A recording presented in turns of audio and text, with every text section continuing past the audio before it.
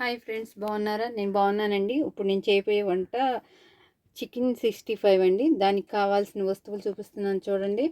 ఇది శనగపిండి కొంచెం, ఇది కార్న్ఫ్లోర్ అండి, ధనియాల పౌడరు, ఈ కస్తూరి మేతి చూడండి, కస్తూరి మేతి, ఇది సాల్టు, కారం, కొంచెం పెరుగు, ఫుడ్ కలర్ అండి, నిమ్మకాయ, కరివేపాకు. ఎలా కలుపుకోవాలో చూపిస్తాను. స్టవ్ ఆన్ చేసుకుని నేను కళాయి పెట్టి ఆయిల్ పెట్టాను చూడండి.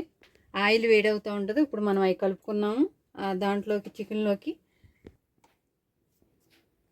చూడండి, అల్లం వెల్లుల్లిపాయ పేస్ట్ వేస్తున్నాను ముందుగా. ఇది పావు కేజీ చికెన్ అండి, దానికి సరిపడా అల్లం వెల్లుల్లిపాయ పేస్టు.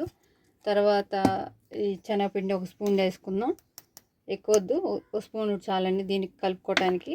ఇది కార్న్ఫ్లోరు ఒక స్పూన్ వేస్తున్నాను. తర్వాత ఇది ధనియాల పౌడర్ అండి, ధనియాల పౌడర్ కొంచెం అంతా. తర్వాత సాల్ట్, దీనికి సరిపడా సాల్టు, ఇది సరిపోతుంది. దానికి సరిపడా కారం అండి, చాలా బాగుంటుంది ఇది, ఒకసారి మీరు కూడా ట్రై చేయండి ఫ్రెండ్స్. తర్వాత దాంట్లోకి కొంచెం ఒక స్పూన్ ఈ మసాలాలన్నీ కలవటం కోసం నేను పెరుగు వేస్తాను. పెరిగేసి తర్వాత కస్తూరి మేతి, ఇదిగో చూడండి, దీన్ని ఇలా నలుపుకుని వేసుకోవాలి, మంచి స్మెల్ వస్తుంది. అదిగో చూడండి, ఇలా నలుపుకుని వేసుకుంటే మంచి స్మెల్ వస్తుంది. తర్వాత గరం మసాలా అండి, కొంచెం గరం మసాలా, ఇదిగో చూడండి, గరం మసాలా వేస్తున్నాను. ఇప్పుడు ఇవన్నీ కలుపుకోవాలండి, ఆ చికెన్కి పట్టేటట్టు కలుపుకోవాలి. కొంచెం లైట్గా ఫుడ్ కలర్ వేద్దాం, కొంచెం అంత, ఎక్కువ పట్టదండి, కొంచెం వేసుకుంటే సరిపోతుంది ఫుడ్ కలరు.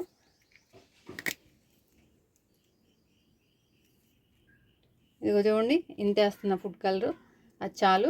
ఇప్పుడు ఇదంతా కలిపేసుకుందామండి. ఇదిగో ఫ్రెండ్స్, నూనె వేడెక్కింది చూడండి, వేస్తున్నాను ఒక్కొక్క ముక్క, చిన్న చిన్నగా కట్ చేసుకున్నాయి కదా, ఒక్కొక్కటి వేసుకోవాలి. చాలా బాగుంటుందండి ఇది.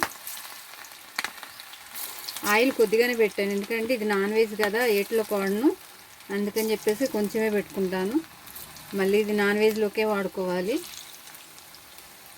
చాలా బాగుంటుంది ఫ్రెండ్స్. ఇదైతే చికెన్ 65 ఎప్పుడు నేను ఇలానే చేస్తాను, ఇది నా పద్ధతి అండి, అందుకే మీకు చూపిద్దామని చేస్తున్నాను. అవి కొంచెం వేడి అయ్యి కొంచెం అవి నూనె కొంచెం ఆగినాకే తిప్పుకోవాలి. ఇది చూడండి, ఇలా వేయించుకోవాలండి, ఇలా కొంచెం డార్క్ కలర్ వచ్చేటట్టు వేయించుకోవాలి.